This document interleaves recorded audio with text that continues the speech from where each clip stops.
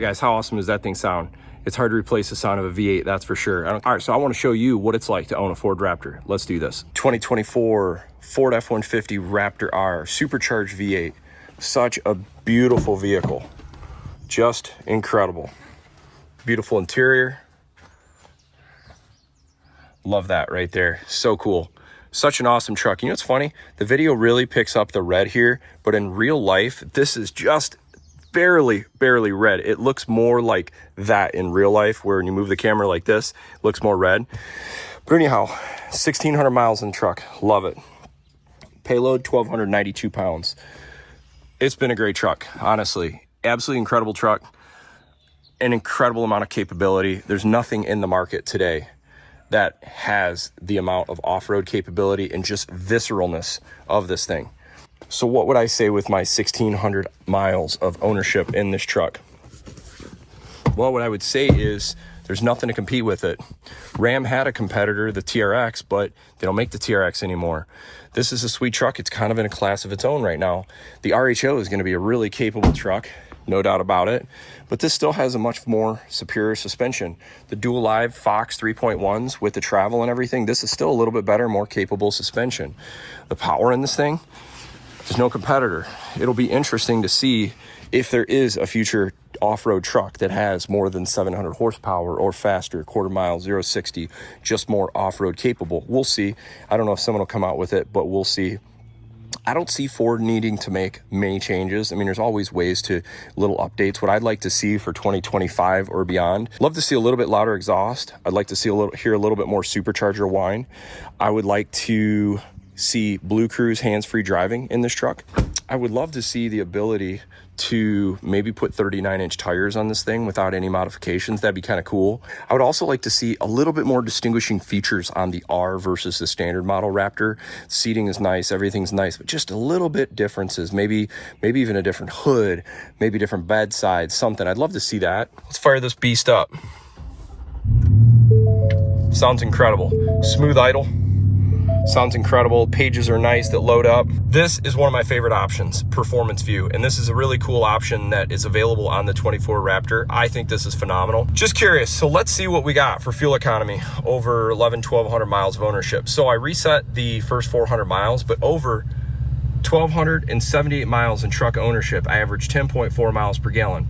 Honestly, I think that's really good considering the fact that I had 6 miles per gallon for towing with one trailer, 9 miles per gallon towing for another trailer, 3 miles per gallon of a little bit of Dune use. I don't think that's bad at all. In this tank right now, we're averaging about 10.7, but this is a sweet truck. There's no doubt it's in its own class.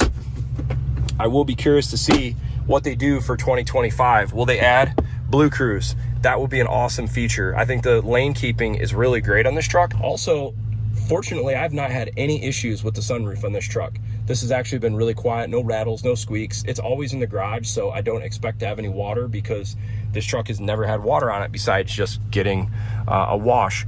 Aux switches are great. It would be kind of cool if in the future, if they actually put the aux wiring right in the bumper so you don't have to route it anywhere, but I understand why they keep it where it's at. 360 cameras, pretty good.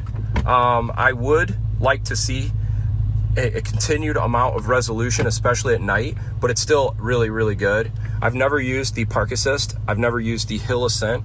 I've really only used sport mode, balanced mode, sport mode, trailer tow, and then I've used the off-road like the Baja, which is really cool.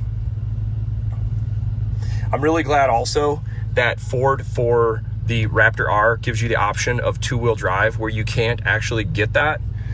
You can't get two-wheel drive option on a TRX. It's either 4 auto, 4 high, 4 locked, and locked rear. So this is an open differential in the front.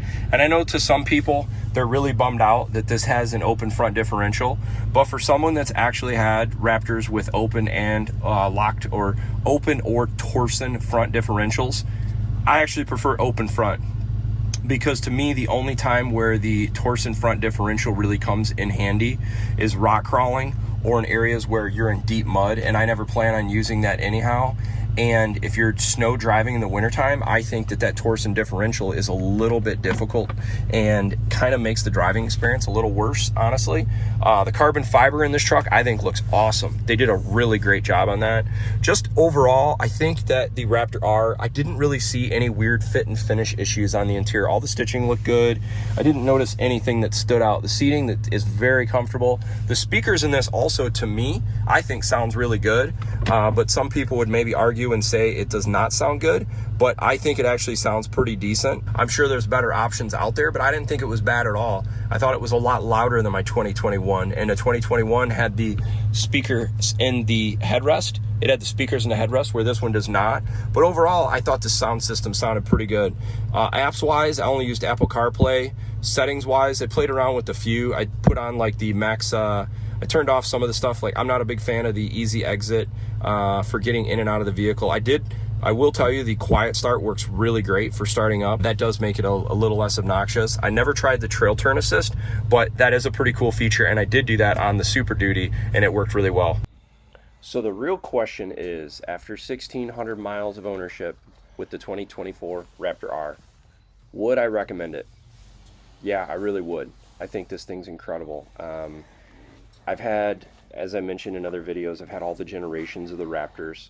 This one, so far, I feel like nails a lot of areas, specifically in the suspension. That was the area I wasn't really expecting it to do as well as it did, and I was shocked by how much better it is on and off-road. And I thought maybe it was just me being biased because I had a 2024, but I've actually talked to 2 other people now that have had 2024s, and they've been really pleasantly surprised with how well it does on and off-road too.